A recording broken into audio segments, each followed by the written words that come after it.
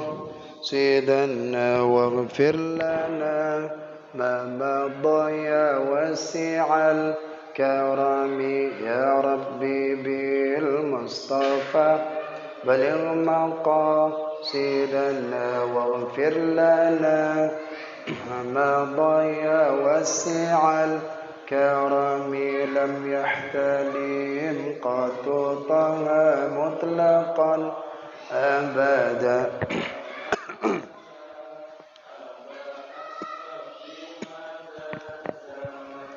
منه الدواب فلم ترب وما وقعت ذبابة أبدا في جسمه الحسن بخلفه كأمام رؤية ثبتت ولا يرى أثر البول منه في علاني وقلبه لم ينم والعين قد نعست ولا يرى ظله في الشمس ذو فطن كتفاه قد علت قوما إذا جلسوا عند الولادة سفياذا بمختتن هذه الخصائص فاحفظها تكون آمنا من شر نار وسراق ومن محان إلهي لست للفردوس أهلا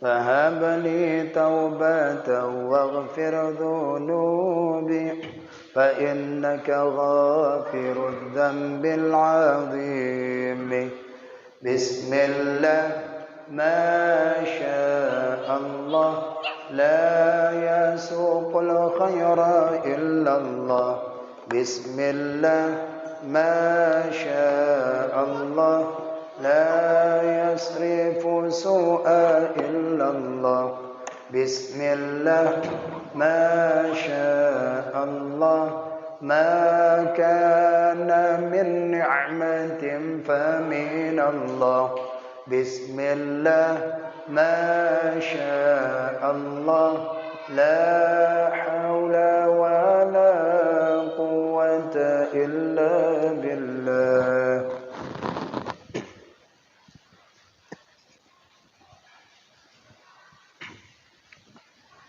السلام عليكم ورحمة الله وبركاته.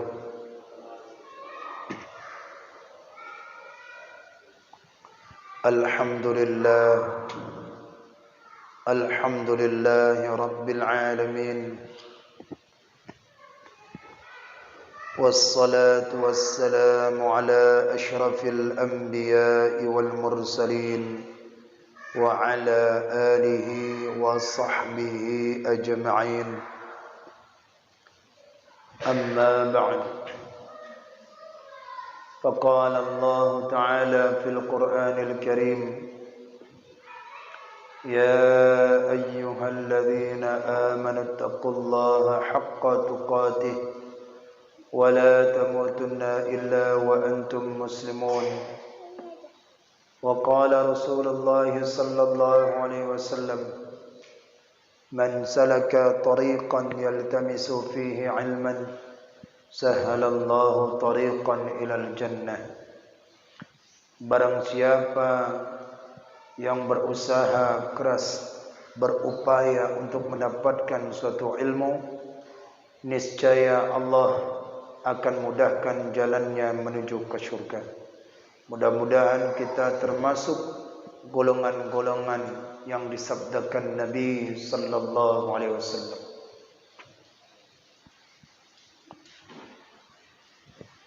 Amin amin ya rabbal alamin. Para jamaah sekalian, Bapak-bapak, ibu-ibu, salat jamaah, salat Isya yang dimuliakan oleh Allah Subhanahu wa taala. Marilah kita sama-sama mengucapkan puji dan syukur kehadiran Allah Subhanahu wa taala, yang mana Allah senantiasa melimpahkan rahmat dan hidayahnya kepada kita semua. Semoga kita dijadikan oleh Allah Subhanahu wa taala menjadi hamba-hamba yang senantiasa bertakwa kepadanya.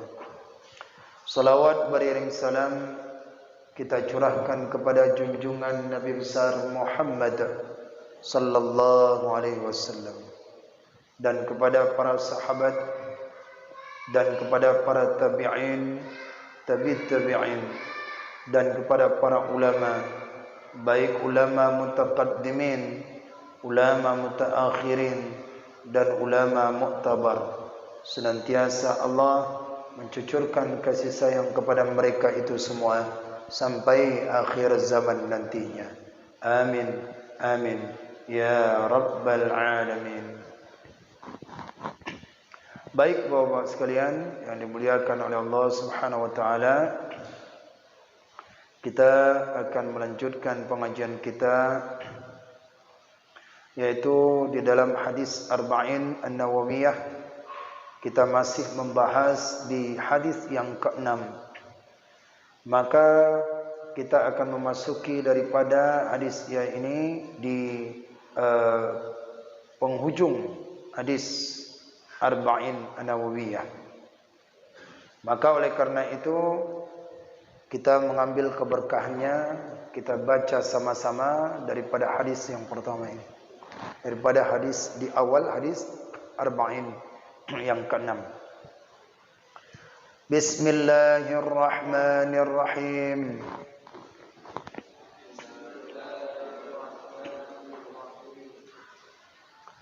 Al-hadithus sadisu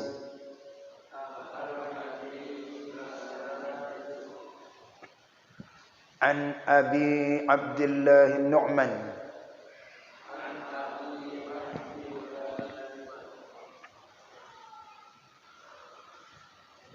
bin Bashir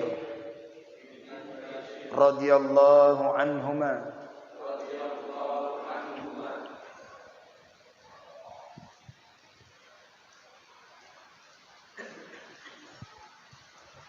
qala sami'tu Rasulullah sallallahu alaihi wasallam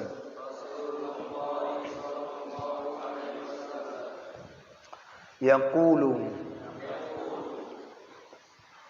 innal halala bayyinun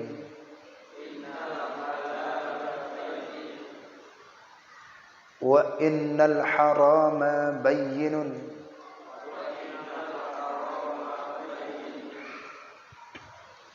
wa bainahuma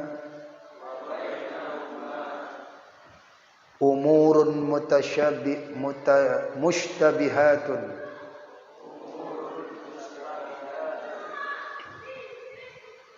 la ya'lamuhunna katsirun minan nasi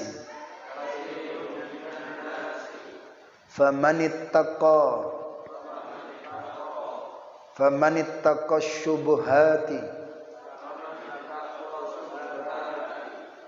faqad istabra'a lidinihi wa 'irdihi wa man waqa'a fi syubuhati waqa'a fil harami karra'i yar'a حول الحمى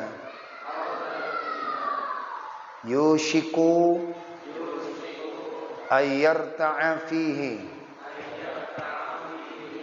ألا وإن لكل ملك حمى ألا وإن حمى الله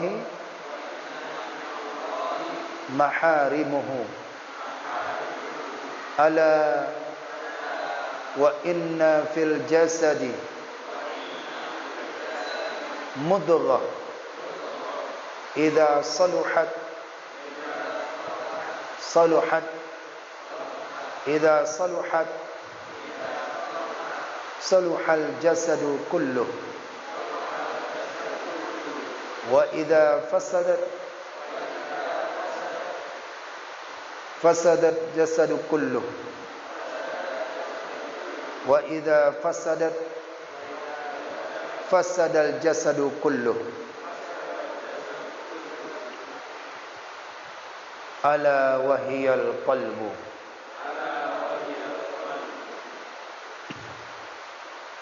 Rawahul Bukhari wa Muslim. Ya. Kita sekarang ini memasuki di hadis Arba'in An-Nawawiyah yang ke-6. Di awal hadis yang ke-6, di pertengahan hadis yang ke-6, dan kemudian kita menuju kepada hadis yang ke-6 tapi penghujungnya. Apa penghujungnya? Di ujung hadis yang ke-6 ini, Bismillahirrahmanirrahim. Ala wa innal fil jasadi. Ingatlah. Ala, ingatlah. Wa inna, dan bahwasannya, bahwa sesungguhnya,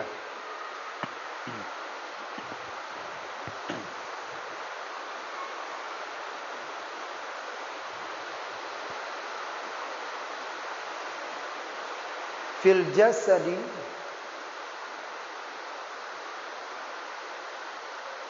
fil jasadi,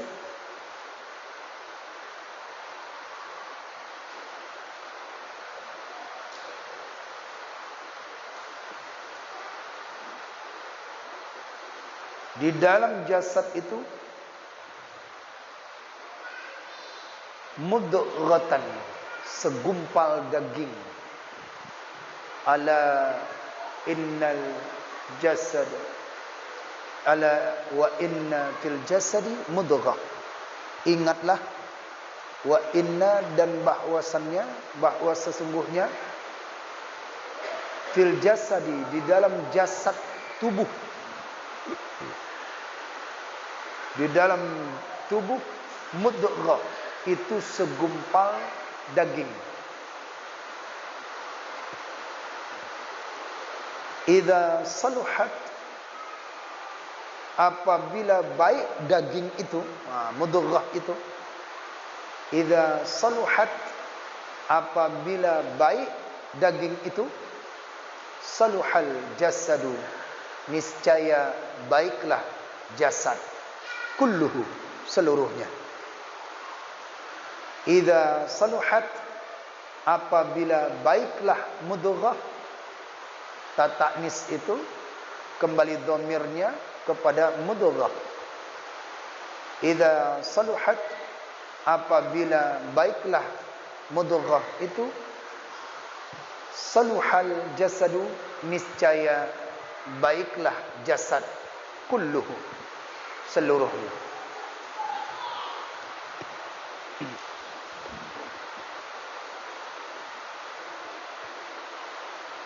Wa idza fasadat,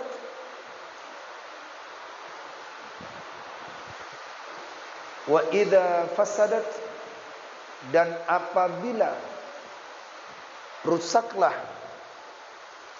dan apabila rusaklah mudghah itu, fasadat, tanya kembali kepada mudghah lagi. Wa idza fasadat, dan apabila rusaklah mudghah itu, fasadal jasadu, niscaya rusaklah jasad itu, kulluh, seluruhnya.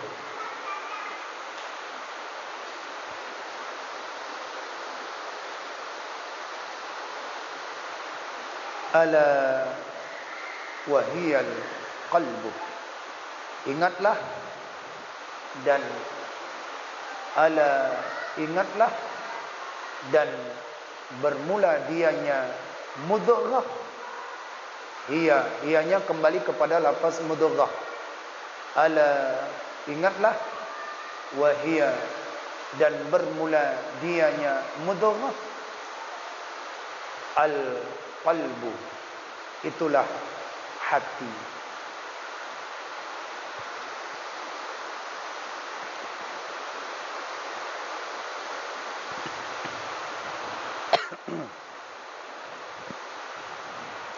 Baik,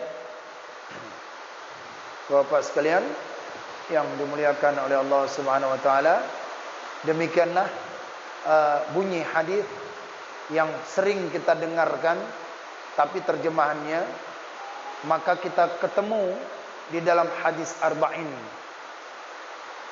Di dalam hadis arba'in yang paling ringan kita temu sebagai rujukan. Bila kita temukan lagi, maka bisa kita temukan dalam kitab Riyadhus Shalihin. Itu di atasnya kitab Arba'in An-Nawawiyah, yaitu karangan Imam Nawawi juga.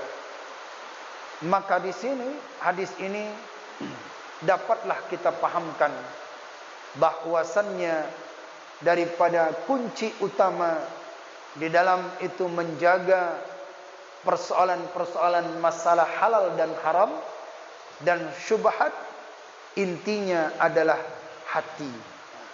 Jadi kunci daripada utama yang harus dijaga ketika seorang itu mengetahui halal, mengetahui haram, mengetahui syubhat, maka jagalah hati. Ya, berarti kunci pembicaraan kita di penghujungnya adalah hati. Nah, di ujung inilah yang ditekankan. Di ujung inilah yang disampaikan oleh baginda Rasulullah sallallahu alaihi wasallam di dalam hadis beliau ini. Ya. Nah, kita sudah artikan dengan terjemahannya, dengan perkata, maksudnya, ya, arah pembicaraannya kemana. Sekarang kita coba untuk membahaskannya dengan maksud tujuan hadis Nabi sallallahu alaihi wasallam melalui daripada perkataan para ulama-ulama hadis tentang masalah di penghujung hadis ini. Karena dia berkaitan dengan yaitu di awal hadis Nabi, innal halala wal harama, innal halala bayyinun wa innal harama bayyinun wa umurun mutasyabihatun wa bainahuma umurun mutasyabihat.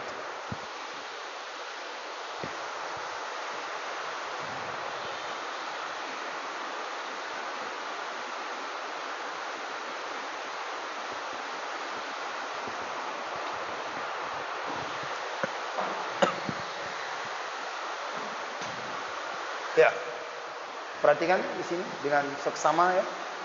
Betul-betul kita memperhatikan, karena ini sering dikatakan, diucapkan dalam mubalik, dalam ceramah, hati itu adalah seperti raja, ya. Tapi kita tidak tahu apakah ustaz yang menyampaikan atau daripada ada rujukan ulama-ulama. Nah, sekarang kita ketemu ini memang dari hadis Nabi sallallahu alaihi wasallam. Kemudian dikembangkan oleh para ulama-ulama, terutama adalah ulama sufi dalam ilmu tasawuf. Di hadis awal hadisnya Rasulullah sallallahu alaihi wasallam bersabda, ya, Rasulullah sallallahu alaihi wasallam bersabda, yaqulu, Rasulullah sallallahu alaihi wasallam, Rasulullah bersabda, yang disampaikan oleh daripada Nu'man bin Bashir, bahwasanya Nabi sallallahu alaihi wasallam itu bersabda, apa kata Nabi? Yaitu halal, halal itu jelas, haram itu jelas. Halal, haram itu jelas. Dan di antara halal haram ini adalah yaitu syubhat. Syubhat. Dan antara halal dan haram itu adalah syubhat. Pelan-pelan. Nabi mengatakan halal dan haram dan syubhat ini. Nabi mengatakan halal dan haram syubhat ini. Apa kata Nabi sallallahu alaihi wasallam di awal mengatakan halal, di awal mengatakan halal, haram dan syubhat, maka di ujungnya Nabi tekankan bukan halal, bukan haram, bukan syubhat, tetapi Nabi tekankan yaitu dengan pembahasan masalah yaitu hati, qalbun. Ya. Halal, bila engkau memakankan makanan yang halal, maka akan cenderung hatimu akan baik. Bila engkau memakan makanan yang haram, maka hatimu akan rusak. Bila engkau memakankan makanan yang syubhat, maka bisa juga lebih rusak lagi karena keraguan-raguan itu tadi. Maka di sini kata Nabi sallallahu alaihi wasallam yaitu idza salahat salahal jasadu kulluh. Bila baiklah mudghah itu, nah mudghah qalbun dalam hadis itu disebut adalah mudghah.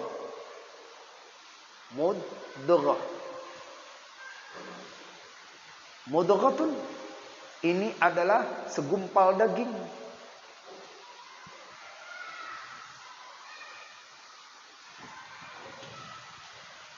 Apabila baik satu daging ini, segumpal daging ini, maka baiklah ia, tubuh itu. Bila rusaklah daripada daging ini, maka rusaklah yaitu daging ini. Ala wahiyal qalbu. Itulah mudghah ini yang disebut dengan qalbun, yaitu hati. Dalam hadis Nabi sallallahu alaihi wasallam, ibu perhatikan lafaznya itu. Ya, di dalam Al-Quran saja itu bila satu huruf-hurufnya saja, satu kata, satu kalimat bisa akan mengkayakan maknanya, maka hadis Nabi sallallahu alaihi wasallam pun itu disebutkan oleh Nabi ada makna yang terkandungnya. Ibu perhatikan di situ. Saat menyebutkan hadis Nabi sallallahu alaihi wasallam, maka yaitu ada penyebutan daripada ala. Ada kan? Berapa kali disebutkan ala di sini? Berapa kali disebutkan ala? Ada berapa? Ya? Dalam hadis di penghujungnya itu disebutkan diulang lafaz ala. Lafaz ala ada berapa? Ada 4. Ada 4 kali diulang. Ya? Lafaz ala diulang 4 kali di penghujung hadisnya. Apa makna lafaz ala ini? Makna ala lafaz ala, bahwasannya lafaz ala itu adalah lafaz yang disebut adalah huruf istiftah.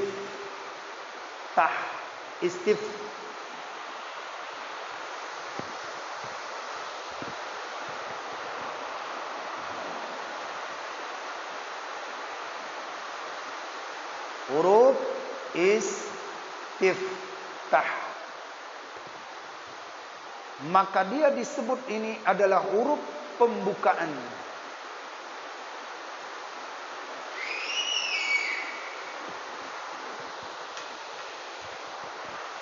Baik, dengar. Ala ini disebutkan dalam kalimat tadi berulang sampai 4 kali. Maka lafaz ala dalam kaedah ilmu nahwu, maka dia disebut dengan huruf istiftah, atau dia disebut dengan huruf pembukaan. Dia sebut daripada huruf pembukaan. Apa makna daripada ala ini? Kalau kita artikan tadi, ingatlah. Kalau kita artikan tadi adalah ingatlah. Ya? Lafaz ala ini artinya ingatlah, dia berfungsi sebagai huruf istiftah, yaitu pembukaan. Maka di dalam arti terjemahnya ini mengingatkan, ingatlah, sampai diulang 4 kali, menunjukkan bahwasannya ada hal-hal yang sangat penting dan hal yang bermakna. Ya? Maka ditunjukkan huruf ala ini sampai diulang dia 4 kali, menunjukkan ada hal yang penting di dalam kalimat ini. Ada hal yang sangat penting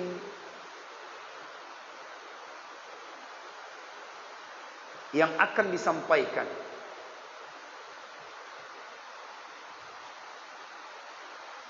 Ya? Makanya berulang kali ala-ala itu.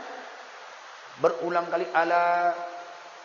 Maka disebutkanlah dia adalah hal yang sangat penting. Mulai daripada disebutkan ala wa inna likulli malikin hima, ala wa inna himallahi maharimah, ala wa inna fil jasadi mudghah, idza salahat salal jasadu kullu, wa idza fasadat fasadal jasadu kullu, ala wahiyal qalbu. Nah, di penghujungnya ditekankan pula dengan ala.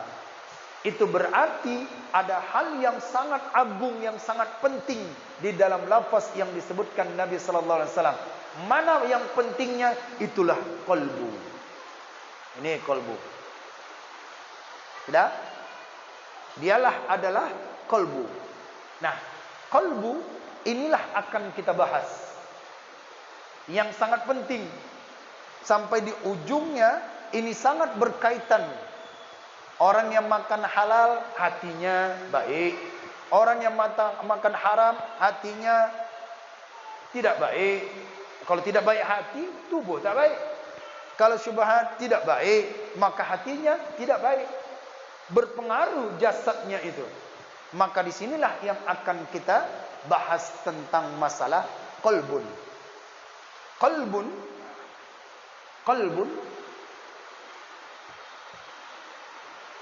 di sini, qalbun ini artinya adalah hati. Berbeda dengan ini kalbun, artinya tidak bacakan. Kalau kalbun itu adalah dog. Ya. Jadi kalbun dengan qalbun, ya, hati. Makanya ada yang disebut manajemen qalbu, mengurus hati, merawat hati. Sampai puncak hadis ini, yang sebenarnya pembicaraan puncak hadis ini bukan masalah halal dan haram, tapi hati. Tolong jaga hati, ya. Sampai Nabi mengulangkan lafaz ala ini, tolong jaga hati. Bila hati sudah dijaga, maka yaitu seluruh tubuh akan baik. Tapi kalau hati tidak dijaga, itu pasti berbuat ibadah pun malas. Kenapa orang bisa malas beribadah? Karena hatinya tidak makan yang baik. Jelas? Nah, maka kita bicarakan masalah qalbun. Qalbun di sini, qalbun, masalah qalbun adalah yaitu hati. Qalbun ada yaitu qalbun, dia bermakna hati. Ada dia itu fuadu, dia bermakna hati. Ada dia itu sadrun, dia bermakna hati. Ketiga-tiga ini dia punya makna adalah hati. Tapi maksud tujuannya berbeda. Yang selama ini yang kita katakan itu adalah qalbun, tapi di Quran kita jumpakan fuad, kita jumpakan sadrun. Dia hati tapi berbeda. Tapi kenapa Nabi menyebutkan qalbun saja, ala wahiyal qalbu? Kenapa Nabi tidak sebutkan ala wahiyal fuadu atau ala wahiyal sadrun? Nabi menyebutkan dengan qalbun. Qalbun dia memiliki jamaknya adalah qulubun. Qulubun. Ya. Ini makna daripada hatinya. Baik. Apa perbedaan daripada perkara ini, hati ini?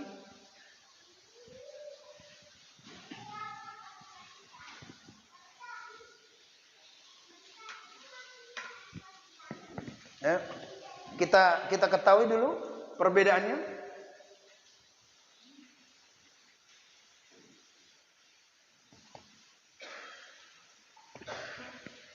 Perbedaan qalbun, fuadu, sadrun. Qalbun, fuadu, sadrun.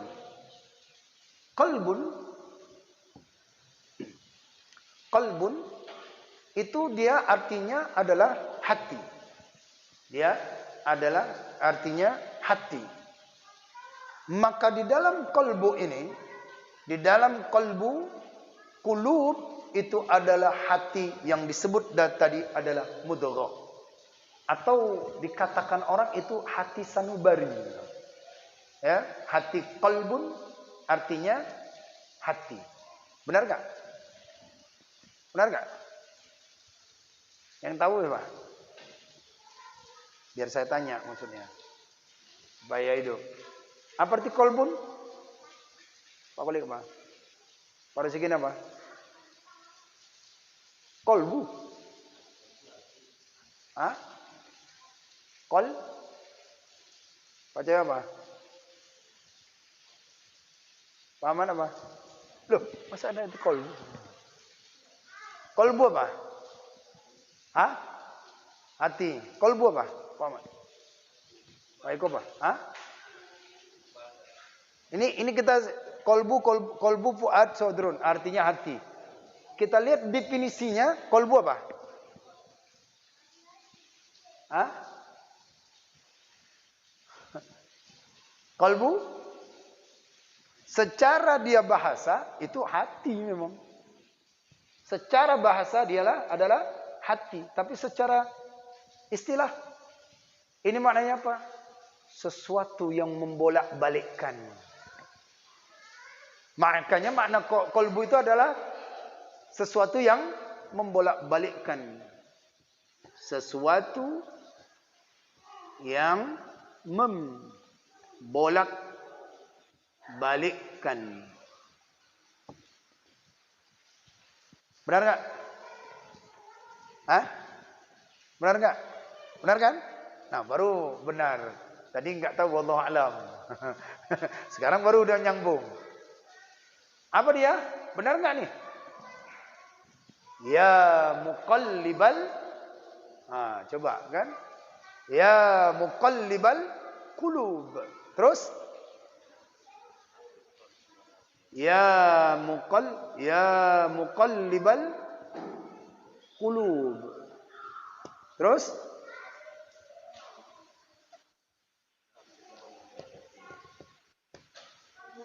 Ya muqallibal qulub, terus? Tsabbit. Terus? Ala dinika. Wa ala ta'atika. Ya muqallibal qulub, tsabbit qalbi ala dinika wa ala ta'atika. Wahai zat yang membolak-balikkan. Itu dia.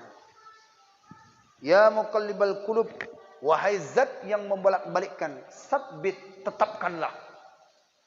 Apa yang ditetapkan? Qalbi, hati kami yang bolak-balik ini. Enggak menentu. Tadi siang beriman, nanti malam tidak. Pagi tadi katanya iya, rupanya malam berubah lagi.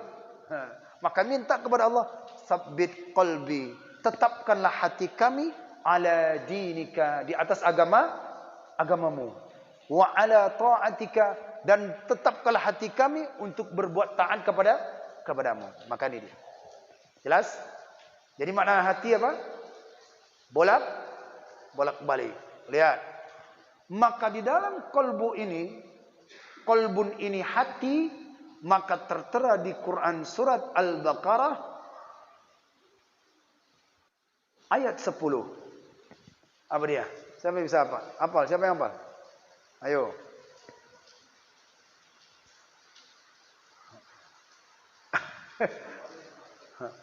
Padahal udah berulang-ulang. Udah baca tafsir. Surat Al-Baqarah ayat 10. Apa perlu baca lagi dari ayat pertama? Apa dia? Fi qulubihim. Kalau saya baca baru bisa nyambung. Fi qulubihim maradun fazada humullahu marada. Fi qulubihim maradun fazadahumullahu marada. Fazadahumullahu marada. Ya, perhatikan Pak ya. Di Quran ada disebutkan ini. Fi qulubihim maradun fazadahumullahu marada. Fi qulubihim maradun fazadahumullahu marada. Perhatikan ayat ini, Pak. Dalam ini. Perhatikan ini. Perhatikan di dalamnya. Disebutkanlah itu qulub, yaitu jamak daripada qalbun, dalam hati. Las disebutkan fi qulubihim maradun fazadahumullahu marada. Di dalam hati mereka itu terdapat satu penyakit. Kalau di dalamnya mereka itu ada penyakit, fazadahumullahu marada. Maka Allah tambahkan, maka menambahkan akan mereka oleh Allah penyakit tadi itu, maka Allah tambahkan penyakit akan mereka. Siapa orang yang disebut ini? Ayat sebelumnya. Ya. Ayat khatamallahu ala qulubihim wa ala sam'ihim wa ala absarihim syawatu wa lahum adzabun adzim. Ini disebut fi qulub di ayat 10, fi qulubihim maradun. Jelas? Pak, jelas ini? Bahasa Arab hati adalah qalbun. Di istilahnya, makna secara istilah yaitu sesuatu yang membolak-balikkan. Maka di dalam hati seorang itu terbolak-balik satu penyakit. Penyakit itu adalah Allah tambahkan sama dia. Penyakit apa? Penyakit hati. Kalau dia di sini marad, ini adalah penyakit hati. Angkuh, ria, ya, sombong, ujub ada di sini nih. Jelas? Nih.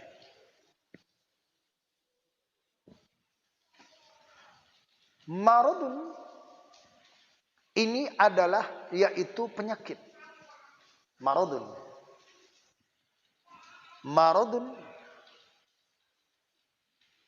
adalah daripada yaitu sakit. Perhatikan Pak ya.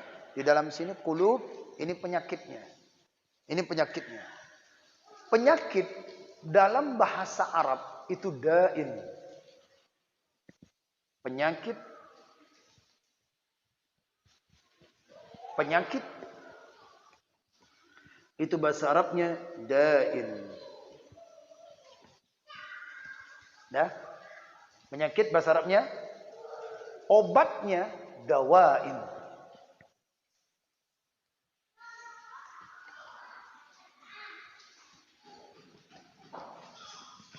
Obatnya dawain. Likulli da'in dawaun. Tiap-tiap penyakit itu ada obatnya. Ada yang namanya pernah dengar kan? Likulli da'in dawaun. Tiap-tiap penyakit itu, perhatikan di lafaznya ini dengan di Quran. Ketika Al-Quran menyebutkan marad itu bahwasannya penyakitnya adalah sombong. Tapi kalau penyakit ini bisa diobat. Ini penyakit fisik namanya. Penyakit fisik, obatnya dawa. Sakitnya da'in, obatnya adalah dawa. Itu obatnya kita bisa belikan saja, kita berobat ke dokter, ini obat. Tetapi obat daripada penyakit apa? Obat daripada penyakit hati ini apa? Maka Al-Quran katakan apa? Wa nunazzilu minal Qur'ani ma huwa syifa'u rahmah. Maka obat penyakit daripada marad ini adalah Al-Quran. Nggak ada didatangkan kepada marad ini, dok, saya penyakit sombong, saya penyakit hasad, nggak tenang batin saya lihat tetangga itu beli mobil. Kata dokter tak ada obatnya di sini nih. Obatnya apa? Ilmu, baca Al-Quran. Nah, ini makanya marad. Pasangannya itu adalah marad, dia itu dengan obatnya Al-Quran. Kalau dain, maka jawabannya dawa. Ini berbeda. Maka seorang yang dia dalam hatinya ada penyakit, maka yaitu Allah akan tambahkan daripada suatu penyakit ini. Jelas ini, Bu? Pas? Jelas, Pak ya? Nah, ini dalam masalah hati. Bolak-balik hati yang ada di dalam sanubari itu harus dijaga. Jangan sampai dia berpenyakit, jangan sampai dia menjadi rusak. Kalau sudah rusak hati, rusak semuanya. Kita kalau misalnya bagian anggota tubuh kita rusak, kita cepat-cepat berobat. Tapi ketika ada penyakit ini, kita biarkan saja. Ya, kita biarkan saja dari penyakit ini. Maka oleh karena itu, inilah makna hati yang disebut dengan qalbu. Kedua, yaitu makna hati yang disebut dengan fuad. Pelan, ini betul-betul puncak daripada hadis yang ke-6 itu adalah fuadu. Fuadu artinya hati, dia memang hati. Berbeda dengan daripada qalbun di sini.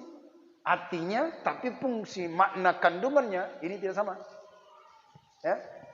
Apa makna hati yang di sini nih? Makna hati dia punya maknanya adalah hati juga. Tapi kita harus tahu berbeda. Dan disebutkan di dalam Al-Quran tentunya. Makanya ketika kita baca Al-Quran kemudian diterjemahkan, kok di Arabnya lain, dimaknakannya hati kok berbeda, sama maknanya. Tapi di Arabnya bukan salah, akan tetapi maknanya yang berbeda. Kandungannya yang berbeda. Fuad ini adalah hati. Hati yang macam mana nih? Hati yang diminta pertanggungjawaban. Anggota tubuh kita akan diminta pertanggungjawaban, itulah hati, fuad namanya. Ya, hati yang dimintakan pertanggungjawaban.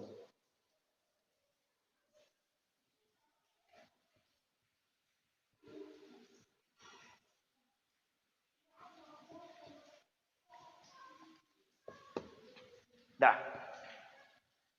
Hati yang diminta pertanggungjawaban. Maka di fuad ini bisa dilihat di Quran surat Al-Isra. Ayat 36. Ayat 36. Ada menyebutkan ini? Ada. Lihat. Innas sam'a wal basara wal fuada innas sam'a wal basara wal fuada innas sam'a wal basara wal fuada kull ulaika kana anhu mas'ula. Innas sam'a wal basara wal fuada kullu ulaika kana anhu mas'ula. Ulaika kullu ulaika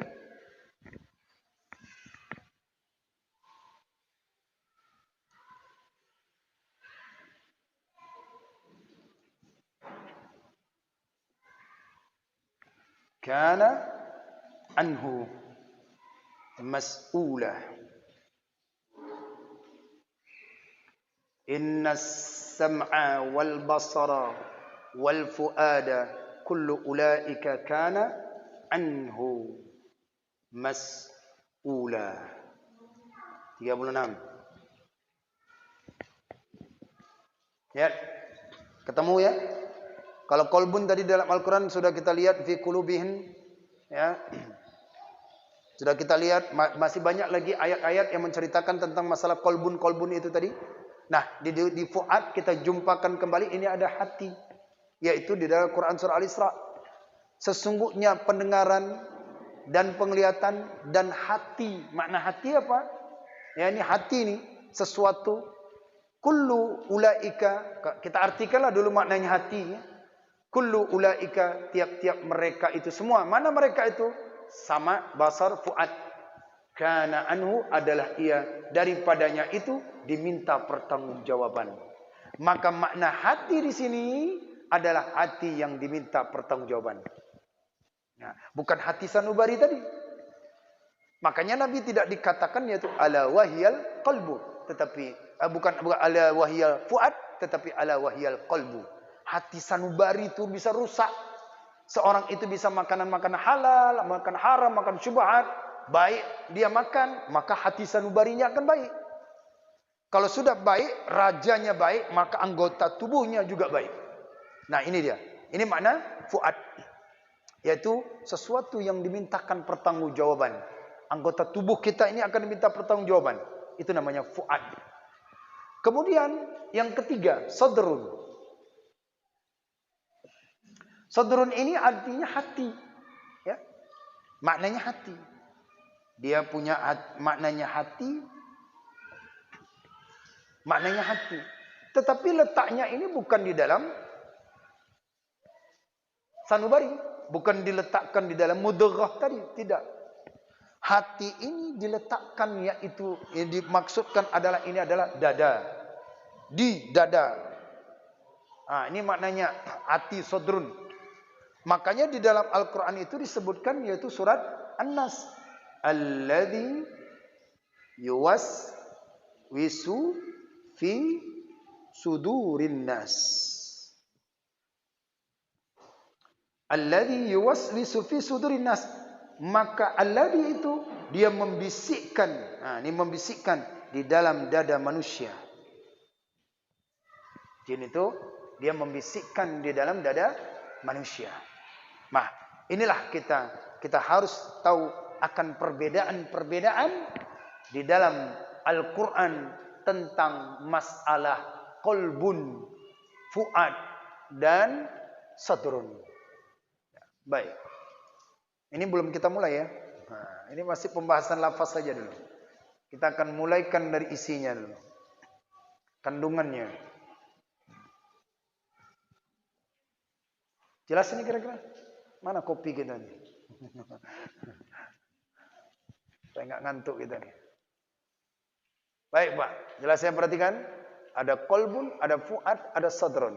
Makanya ketika orang bisa bimbang dalam beribadah, itu yang dibisikkan syaitan itu di dadanya. Timbul pertanyaan kita, kenapa syaitan atau jin itu membisikkan sadrun? Siapa tahu? Kenapa dia tidak membisikkan qalbu? Apa tahu?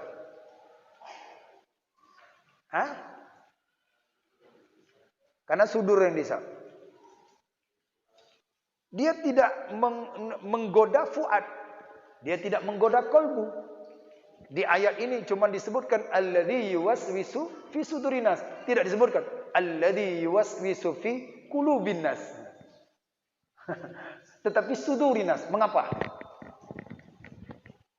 Kenapa?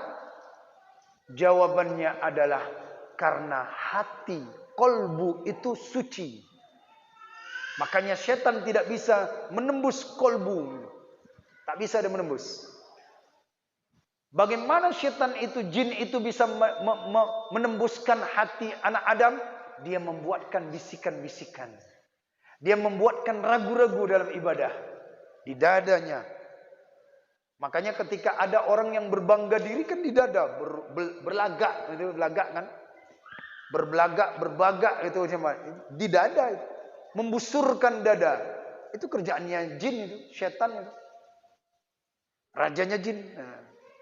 Itu alasannya kenapa tidak disebutkan qalbun tetapi disebutkan sadrun, karena jin dan setan itu tidak bisa menembus yaitu daripada qalbun. Mengapa? Karena qalbun itu suci. Dia qalbun itu dari Allah langsung. Ya. Qalbu itu suci. Maka ketika dia kotor itu, ketika kotor qalbu itu apa? Ketika anak ada makan makanan haram, berubah kan? Bercampur dia itu. Dari air putih kemudian masuk dia kopi, begitu bercampur berubah itu. Seperti itulah hati yang jadi kotor. Ketika Allah kirimkan di hadis yang keempat kemarin, Allah tiupkan ruh. Ruh itu suci kan? Murni kan? Maka ruh itu dia bertakwa kepada Allah Subhanahu wa taala. Ruh itu bertakwa kepada Allah Subhanahu wa taala. Ruh itu bertakwa. Maka di dalam takwanya itu manusia ketika ibunya memakan, ayahnya memakan sesuatu yang halal, maka janin yang ditiupkan ruh itu udah berubah, bukan jadi kulub lagi. Udah jadi sadrun, maka digodakan. Nah, itulah bedanya. Mengapa tidak disebutkan alladzi yuwaswisu fi qalbil nas, tapi sadrin nas. Maka dia tidak bisa. Baik. Ini pembahasan muqaddimah. Kita masuk isinya.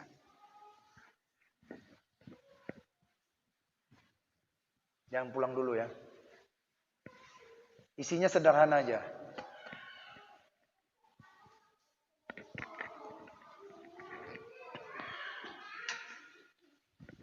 Saya sederhana.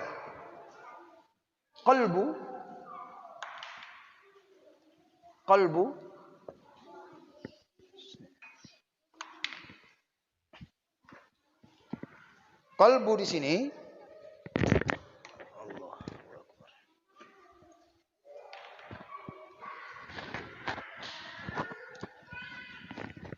Ya. Qalbu itu diartikannya itu secara makna bahasa adalah hati yang membolak-balikkan. Maka qalbu ini di dalam Al-Qur'an, qalbu di dalam Al-Qur'an itu terbagi tiga.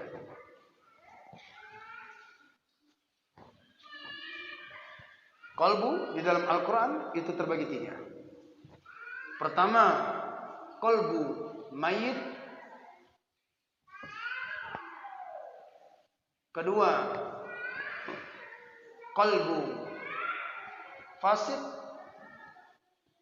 Keempat, qalbu salim.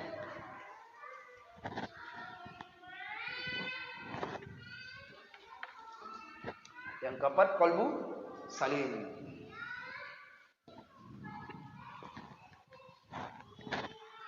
Qalbu terbagi tiga, mayit, fasik, salim. Qalbu mayit, makna mayit ini apa? Enggak ada fungsi apa-apa. Hatinya itu ada tapi tidak berfungsi. Loh, kalau orang mayit tubuh ada tapi tidak ada ngaruh, dicubit pun tak ada apa-apa. Maka bila seorang itu sudah seperti ini, maka itu dia sudah menjadi mayit. Tubuhnya mayit, qalbunya mayit. Maka qalbu yang pertama ini disebut dengan qalbu mayit. Siapa qalbu mayit ini? Maka qalbu mayit ini disebutkan oleh Allah di dalam Quran surat Al-Baqarah ayat 6. Apa bunyinya? Apa bunyinya? Perhatikan apa bunyinya surah Al-Baqarah. Ibu-ibu mana bunyinya? Innal ladzina kafaru sawa'un 'alaihim a anzartahum am lam tunzirhum la yu'minun. Ya Muhammad, bagaimanapun caramu hendak menyampaikan dakwah ini kepada orang-orang kafir, mereka tidak akan beriman. Qalbu mereka itu sudah seperti mayit. Jelas kan? Yaitu orang-orang kafir. Orang-orang yang kafir, yang sudah dicap oleh Allah itu. Siapa? Abu Lahab, Abu Jahal. Yang seperti demikian itu tidak akan bisa. Hendak mau disinari lagi hatinya itu dengan nur, nggak akan mampu. Kenapa? Karena kolbunya kolbu mayit. Baik. Ini yang pertama. Yang kedua, Kolbu yang kedua di atas daripada mayit. Ini masih baguslah, tetapi masih dipandang salah. Ya, dia masih bagus di atas mayit, tetapi dia masih salah. Apa maksudnya? Kolbu orang yang sholat, tapi hatinya masih membangkang dengan Allah. Dia puasa, tapi hatinya masih membangkang akan daripada perintah Allah. Ini kolbu orangnya beribadah, tapi masih mendingan lah gitu kan. Beribadah, tapi hatinya membangkang.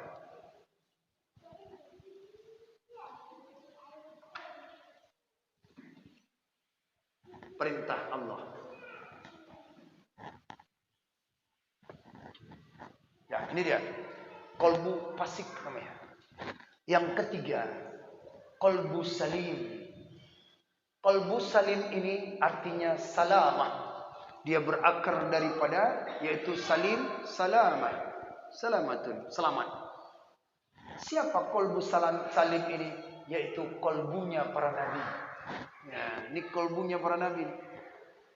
Kolbu para nabi. Maka disebutkan dalam Al-Quran Asy-Syu'ara yang 11 itu, yauma la yanfa'u malun wala banun illa man atallaha biqalbin salim.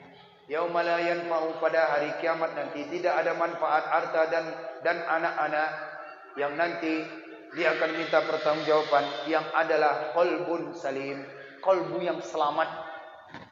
Nah, siapa salim ini? Dialah para nabi-nabi sekalian. Baik. Jadi itulah dia yang harus kita perhatikan di dalam hati kita.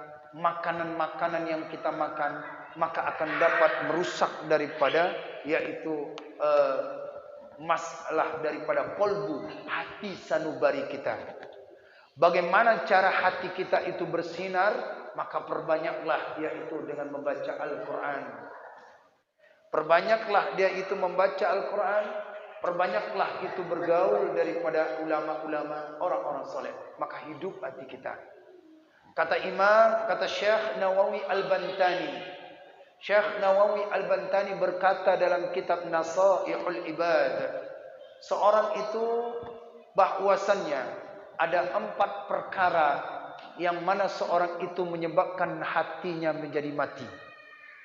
Hatinya menjadi mati bila dia tidak terselamatkan. Yang pertama itu apa dia?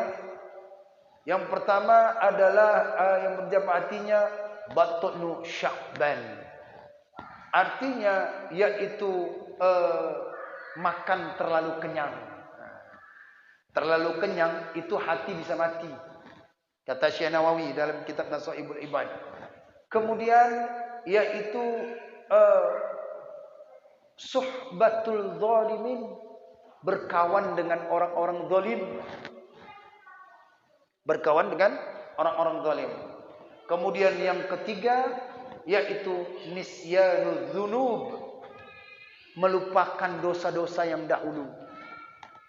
Melupakan dosa-dosa yang pernah dilakukan maka akan bisa menggelapkan hati.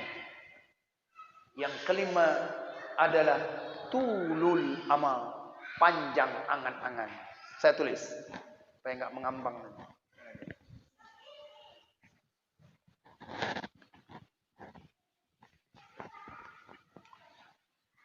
Apa yang membuatkan daripada hati itu gelap? Yang menyebabkan gelap hati, yang menyebabkan gelap hati ada 4 perkara. Kata Syekh Nawawi Al-Bantani,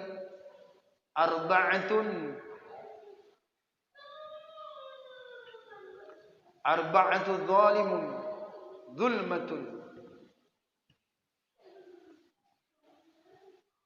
fi qalbi. Arba'atun zulmatun fil qalbi. Ada 4 perkara yang menggelapkan dalam hati. Pertama, Batnu Sya'ban.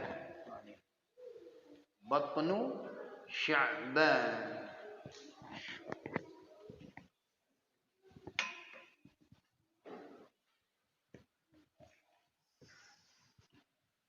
Sya'ban. Kedua apa tadi? Ini yang pertama adalah banyak makan. Terlalu kenyang makan. Perut kenyang. Artinya ini perut kenyang, maka bisa gelap hati. Yang kedua, suhbatul zalimin. Suhbatul zalimin.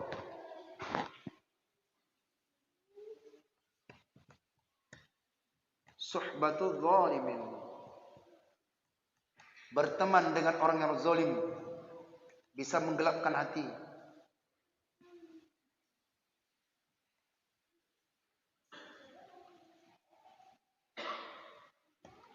Yang ketiga, nisyanul dzunubi. Nisyanul dzunubi.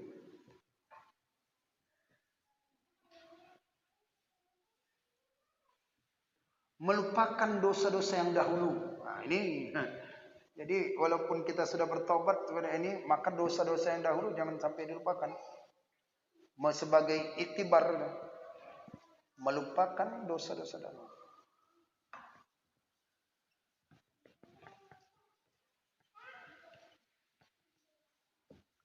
Yang keempat, apa tadi? Tulul amal. Bukan tolol amal. Tulul amal. Panjang angan-angan.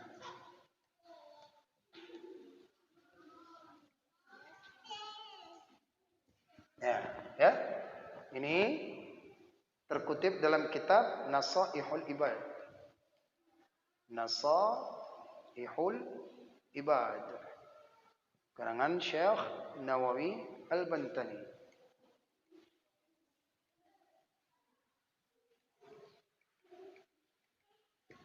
Jadi lawankan, kalau bila ingin hidup hati, lawan daripada ini. Bila hidup hati berarti tidak terlalu kenyang. Maksudnya perbanyak dengan puasa, misalnya puasa sunnah, puasa qadanya. Itu dia.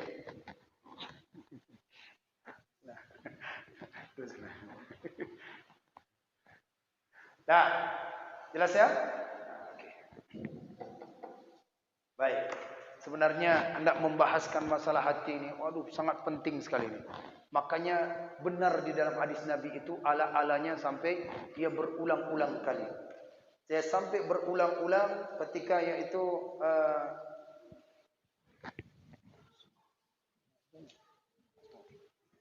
berulang-ulang disebutkan, dilafazkan itu adalah yaitu ala. Berulang menyebutkan di lafaz ala. Makanya di situ kata Nabi sallallahu alaihi wasallam, yaitu ada sesuatu yang sangat penting dalam hadis Nabi sallallahu alaihi wasallam, yaitu orang-orang yang hatinya qalbun itu tadi, yaitu adalah orang-orang yang gelap hatinya. Paham? Jelas ya? Jadi yang menggelapkan hati itu batnu sya'ban. Suhbatul zalimin, berteman dengan orang-orang zalim. Nisyanu dzunubi, melupakan dosa-dosa yang lampau. Kemudian tulul amal, dan panjang angan-angan, maka itu bisa menyebabkan gelap, kata Syekh Nawawi Al-Bantani. Nah, sekarang apa yang menyebabkan orang tak itu tanda? Ada tidak tanda-tanda mati hati? Ya, pembahasan masalah hati ini sebenarnya sangat penting, banyak yang harus dibahaskan. Ruh, akal, qalbun, fuad, itu satu rumpun makna, tapi berfungsinya dia juga berbeda. Tanda-tanda mati hati seseorang itu dikatakan oleh daripada Asy-Syaikh Ibnu Athaillah Al-Iskandari, Beliau berkata bahwasannya min alamatil qalbi, tanda-tanda mati hati. Ayo sana. Nanti orang yang lain fokus ke kalian, bukan fokus apa yang Habib baca nanti. Sana, ayo sana. Dah, di belakang. Ayo. Min alamatil qalbi, tanda-tanda mati hati seseorang itu adalah yaitu adamul huzni, ketiadaan sedih. Itu kata Syekh Ibn Athaillah Al-Iskandari dalam kitab Al-Hikam. Min alamatil qalbi, tanda-tanda mati hati itu adalah adamul huzni, ketiadaan sedih. Alama fataka, atas apa yang dia luput, minal mawafaqati, daripada yaitu amalan-amalan yang dilakukan itu, yang terlaksanakan. Wa tarkud danami, dan meninggalkan ketiadaan itu, ala ma fa'altahu min wujudiz zulati, dan meninggalkan yaitu nada penyesalan, maka itu menunjukkan adalah tanda adanya kesalahan. Paham ini? Udah malam begini. Jelas ya? Ini sudah kita pelajari Pak ya. Ini kita sudah pelajarin bahwasannya dalam kitab Al-Hikam tentang masalah tanda-tanda hati mati. Saya ambil kesimpulannya saja, nanti hafal, cari lagi buat di kitab Al-Hikam ya. Min alamatil qalbi, tanda-tanda mati hati seseorang. Adamul huzni ala ma fataka. Minal mawafaqati, seorang itu tidak ada kesedihan. Contoh, orang yang dia itu ketika azan berkumandang solat berjamaah, ketika seorang muadzin mengundangkan azan, ketika dia tidak dapat itu melaksanakan ibadah itu, maka dia tidak ada merasa kehilangan. Itu tanda orang mati hatinya. Ketika ada pengajian, sudah diumumkan, sudah disiarkan, tapi dia tidak ada merasa kehilangan, maka itu tanda mati hatinya. Tidak ada merasa, ya Allah, saya tak dapat mendapatkan ilmu, setitik pun saya tak dapat, dia merasa sedih. Dia tidak ada meninggalkan nadamu, meninggalkan yaitu apa namanya penyesalan, itu tak ada. Itu tanda orang yang mati hatinya. Lihat aja, tidak ada pun merasakan apa pelajaran tadi. Bagaimana tadi? Saya rindu. Saya sudah sampaikan seorang sahabat, seorang ulama sufi, ulama-ulama beliau itu makanya kata apa? Karena mereka tidak bisa dapat yaitu salat berjamaah. Salat berjamaah dia, maka dia bersedekah kepada fakir miskin. Ketika ditanya, "Kenapa engkau bersedekah?" "Karena luput salat jamaah saya." Ketika dia ditanya daripada majelis ilmu, "Rugi saya." Karena di dalam majelis ilmu itu adalah lebih besar manfaatnya lagi. Maka orang yang sudah merasakan manisnya itu tadi, dia merasakan penyesalan. Ini berarti tanda hidup hatinya. Gak ada pun yang tanya kepada kita, "Pak, tadi ngaji apa Pak? Apa pembahasan di masjid tadi?"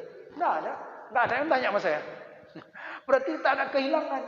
Seolah-olah kata Imam As-Sufyan As-Tsauri, bila seorang yang di dalam satu warga, dalam satu tempat, dalam satu wilayah, dalam satu halaqah, di dalam mereka tidak pernah ada yang bertanya tentang agama, itu tanda kampungnya sudah mati. Tidak ada yang bertanya tentang agama. Seolah-olah sudah paham. Tidak.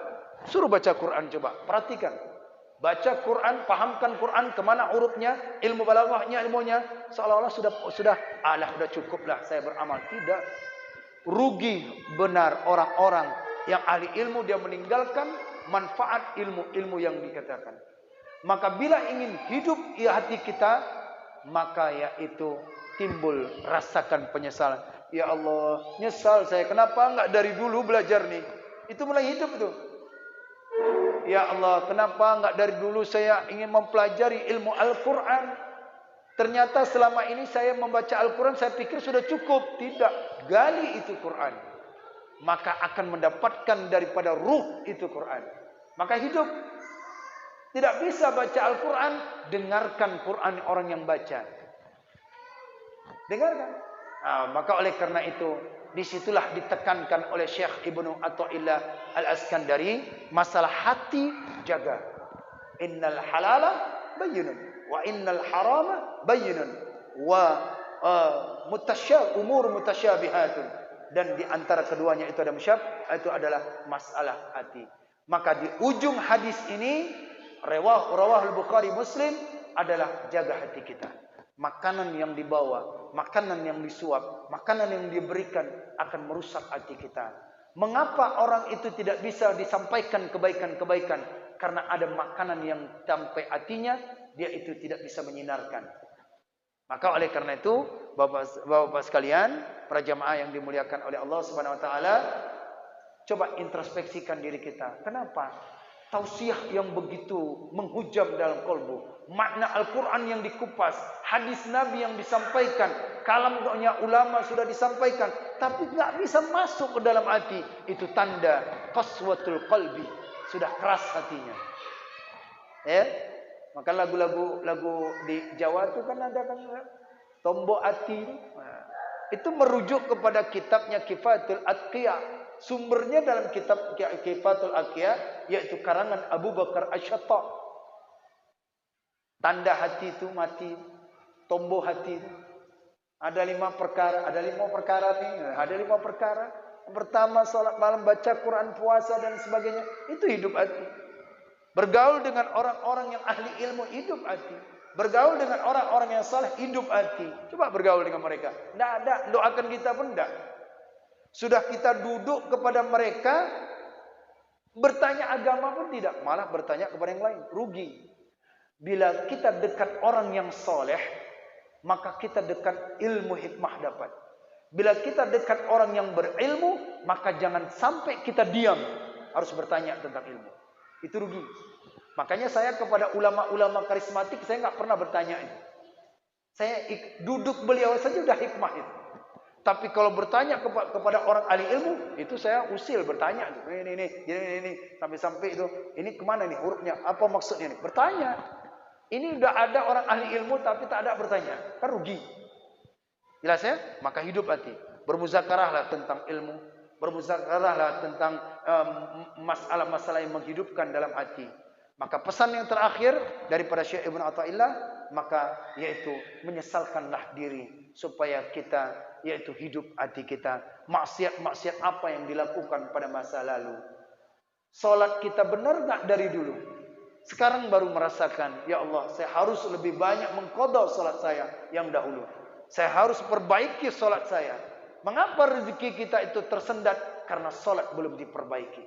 Kalau salat sudah diperbaiki, Allah akan datangkan rezeki-rezeki yang tanpa disangka-sangka. Perbaiki bacaan, perbaiki takbirnya, perbaiki daripada seluruh rukun-rukunnya. Rukun qalbi, rukun fi'li, rukun qaulinya, rukun ma'aninya, itu perbaiki. Sehingga hiduplah hati kita selalu bersama Allah Subhanahu wa taala. Itulah pesan yang sangat penting yang disampaikan oleh baginda Rasulullah sallallahu alaihi wasallam dengan menggunakan lafaz ala. Itu sangat penting. Maknanya terkandung. Tidak kita jumpakan di kitab ini, tetapi di syarah-syarah kitab itu yang bisa kita jumpakan. Baik, mudah-mudahan ada manfaatnya. Adalah tidak cukup kita membahas 1 jam, 2 jam tentang masalah qalbun. Nanti suatu saat akan kita bahas khusus di kitab, yaitu di kitab Sirrus Salikin pada jilid yang ketiga. Itu akan kita bahas yang berjudul Ajaibul Qalbi, keajaiban hati itu tadi. InsyaAllah kita akan bahas secara mendetail itu. Itu aja. Mudah-mudahan ada manfaatnya. Wallahu a'lam bissawab. A'udzu billahi minasyaitonir rajim. Bismillahirrahmanirrahim. Alhamdulillahi rabbil alamin. Hamdan yuwafi ni'amahu wa yukafi mazidah. Ya Rabbana lakal hamdu kama yanbaghi li jalali wajhikal karim wa 'azimi sultanik. Allahumma fassalli wa sallim wa barik ala sayyidina Muhammadin ya dzal jalali wal ikram. Wassalli wa sallim an sadatina ashabi Rasulillah ajma'in. Allahumma asina akibatana fil umuri kulliha wa ajirna min khizyid dunya wa adzabil akhirah. Allahumma asina akibatana fil umuri kulliha wa ajirna min khizyid dunya wa adzabil akhirah. Allahumma inna nas'aluka ridhaka wal jannah wa na'udzu bika min sakhatika wan nar. Allahumma innaka 'afuwun karimun halimun tuhibbul 'afwa 'anna ya Allah ya Karim. اللهم اغفر لنا ذنوبنا ولوالدينا وارحمهما كما ربيانا صغيرا ولشيخنا ولمشايخنا ولجدنا ولجداتنا ولأجدادنا ولجميع المسلمين والمسلمات والمؤمنين والمؤمنات الأحياء منهم والأموات برحمتك يا أرحم الراحمين. ربنا ظلمنا أنفسنا وإن لم تغفر لنا وترحمنا لنكونن من الخاسرين. ربنا آتنا في الدنيا حسنة وفي الآخرة حسنة وقنا عذاب النار. وصلى الله وسلم على سيدنا محمد وعلى آله وصحبه أجمعين. سبحان ربك رب العزة عما يصفون والسلام على المرسلين والحمد لله رب العالمين. الفاتحة. أعوذ بالله من الشيطان الرجيم. بسم الله الرحمن الرحيم.